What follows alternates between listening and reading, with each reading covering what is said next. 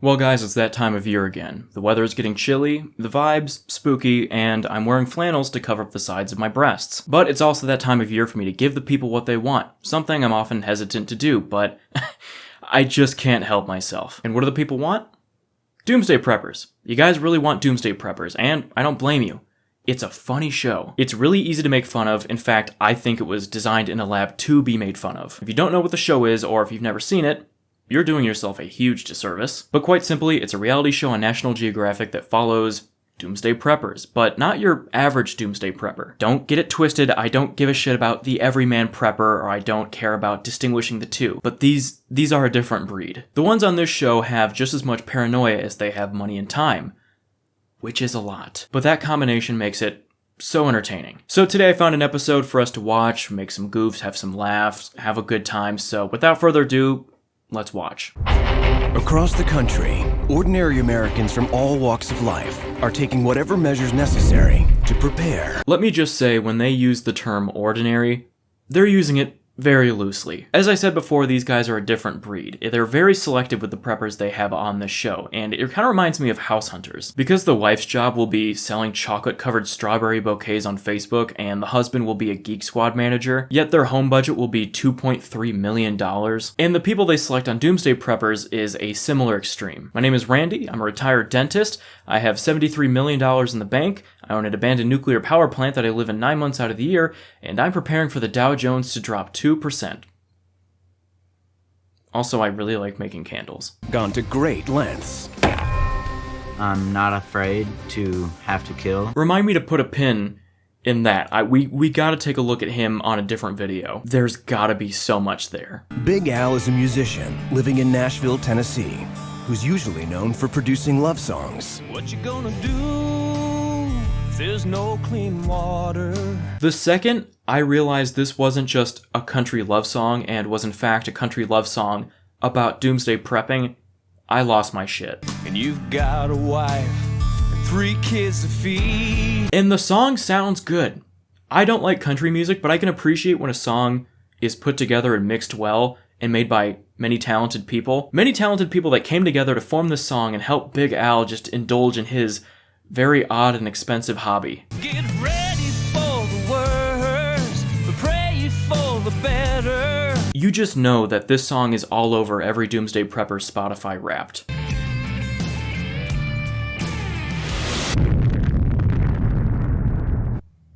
Okay, that was a bit dramatic, don't you think? I'm preparing for a nuclear war. I sure hope I never, ever need this thing. Yeah, I bet you would really hate for society to collapse and for you to actually have made all of this worth doing. Because you know, every one of these guys, they want this to happen. Not because all of their time and money will have been well spent, but they just really want it to happen. That would be fun to them. Until they run out of green beans.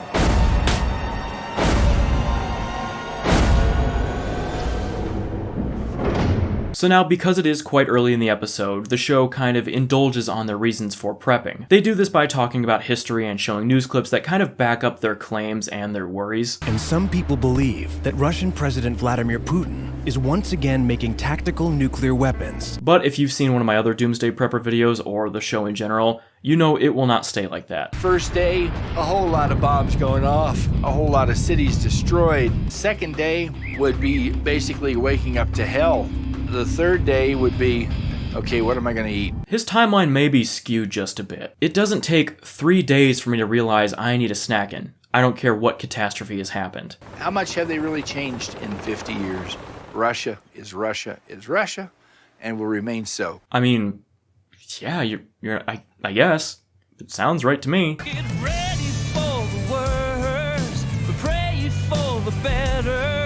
While it would be hilarious if it were the case, I'm going to go out on a limb here and assume he's not just listening to his self-produced Doomsday Preppers Love Country song over and over again in the car. The editors probably just got lazy and realized they were thrown a bone by having this professionally mixed Doomsday Preppers country love song at their disposal to use throughout the entire episode, and they just went with it. Big Al's bug-out home is located on 40 acres of land, on a 5,800-foot mountaintop, and is 2 stories tall.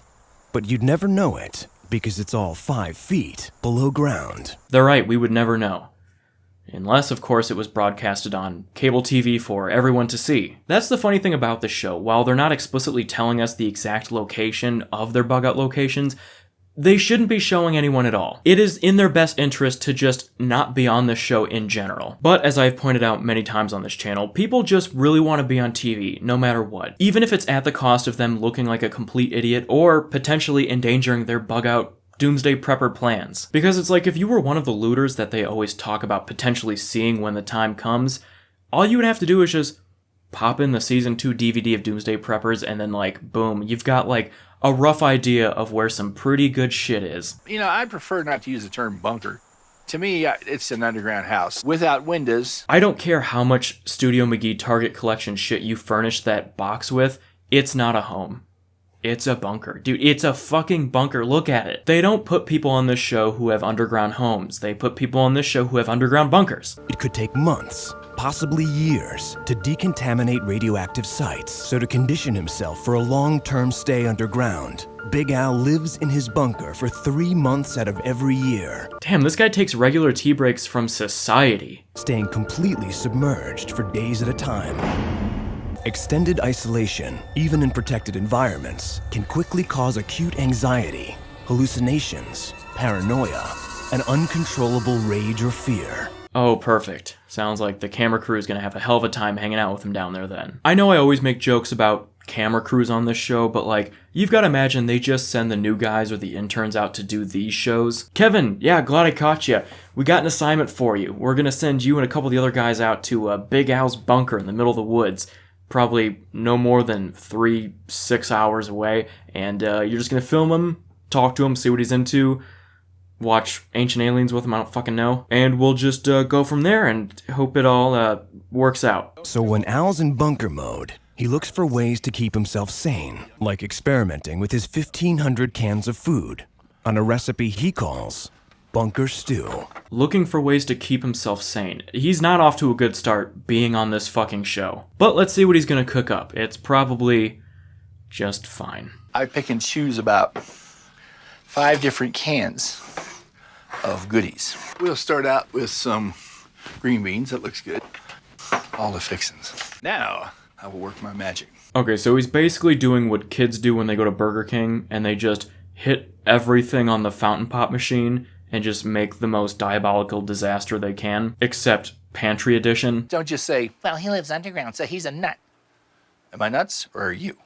You know, I've gotten a ton of comments on my previous Doomsday Prepper videos criticizing me for criticizing them and making jokes, mainly because of the pandemic. I'm often invalidated because of that. People saying shit like, yeah, buddy, I bet not so funny now after the pandemic. No, they're still pretty funny. The people I'm making fun of on these shows, they're doofuses. Doofy. Like, because toilet paper was kind of hard to get for 6 days, all of my jokes are invalidated for some reason. Like, I'm so sorry that for a week, you had to use the same toilet paper they have in middle schools. Like, yeah, I guess it is a good idea to just bury a bunker in the middle of the woods in case they run out of Charmin again. So Al keeps 1,000 gallons stored with him underground. I'm not going to drink my own urine, okay? Look at me. Read my lips. I am not going to drink my own urine. So the question was, how long have you been prepping for? Another activity which keeps Big Al's mind and body active underground is chopping wood. So Big Al is building a stockpile of 10,000 pounds of wood to fuel his wood-burning stove. You know, something I've never really thought of when it comes to these preppers is like how much of a burden they would be on their families if they pass away. Like, you're the person that has to deal with all of their belongings and kind of getting everything situated after their passing, and then you realize this is all they have. And I don't mean like, oh man, I wish they had money or like other tangible things, but no, like the chore you have been given to deal with this shit. Like, just bury it at this point. Throw some dirt over the door and pretend it doesn't exist. Making bunker stew and splitting logs can only take up so much of Big Al's days underground. Much of the remaining time is spent studying the news and all the research he's accumulated on the former Soviet Union's nuclear program. I wake up at about 7 a.m., then I have a bowl of bunker stew, and then from 8 a.m. to 8 p.m. I just watch videos of nuclear bombs exploding on my TV. And then maybe some more bunker stew. Maybe they just did that in post, but I could also see him just watching nuclear bomb explosions over and over again. And ancient aliens. He's concerned his elaborate bunker may not be deep enough underground to shield him from deadly gamma radiation after a nuclear blast.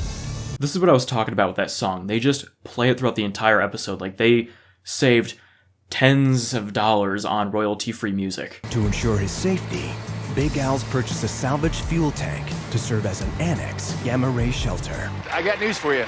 I'm not the only guy doing this. You know what? I guess that makes this all not silly. I didn't know there were many, many more people doing this. Fearing an attack could happen any moment, Al wants this new steel addition to his underground home buried 10 feet deep as soon as possible. Finding out that he thinks this could happen at any moment really gives us some context for that constant rapid foot tapping he's doing. I'm ready, boys. Hello, comrades. Wherever you are. There it is. That little hint of excitement that they really want this to happen so that all of this can be worth it. And then some. Like, when I was a kid, I really wanted a zombie apocalypse to happen. And it's not just because I saw some zombie movies and I thought they were cool, but mainly because I wanted society to collapse. And as I'm saying that out loud, it sounds really weird for a 9-year-old to be thinking that. But I'm pretty sure it was solely because I wanted to drive a car as a 9-year-old. And I figured, out of all the zombie movies I've seen, it looks like you could see a 9-year-old driving a car and no one would really give a shit. But as I've grown up, I kind of don't want society to collapse. You know? I have a driver's license and a car. I don't really need this to happen anymore. Now this is the part of the episode where Nat Geo just drills into them and really exposes how shitty their planning is. It is my second favorite part. We're about to get to my first favorite part. Your food storage is a good start, but because you're not equipped to survive long-lasting effects on the food supply chain, you need a resupply plan. Also, the 3 cameramen who you fed bunker stew to were hospitalized. Deduct 3 points. Practical Preppers has scored your preps in 5 categories of 20 points each, for a total possible score of 100. Your plan to expand your bunker even deeper gives you 15 X-Factor points. Jesus Christ, time does not pass any slower than it does when it's slowly zooming in on the longest one take of the prepper during this segment. Your total survival score is 69 out of 100. You have an initial 12-month survival time. Also, looking at my notes, I wrote here in parentheses, make a 69 joke. I did not, in fact, write a 69 joke in between writing that and filming this, so use your imagination, I guess. Well, it's hard to argue with the experts. It's the facts and it's just the way it is. You know what? He actually took that kind of well. They often are just, like, really salty about that, saying shit like, well, that's just your opinion, but he actually is receiving it pretty well. Now, I said them doing the whole scoring process was my second favorite part. Now, my first favorite part is them just dismantling every reason why they are prepping in the first place. Like, yeah, this probably isn't gonna happen, so don't worry about it like he is. A global arsenal of nearly 20,000 nuclear weapons makes the possibility of an incident a tangible threat. However, the United States and Russia are moving toward a policy of nuclear disarmament aimed at reducing the likelihood of nuclear war. Well, guys, that was a fun one. I also want to point out my first Doomsday Prepper video, something I didn't realize until 2 years later, until like I got this recent boost on my channel like this last year, and people started finding that video and commenting on it more. I had fucking blood on my hands for like a good chunk of that video. I didn't address it in the video. I even just, before filming this, I went and checked the raw video, like without editing. I didn't even notice it in the video.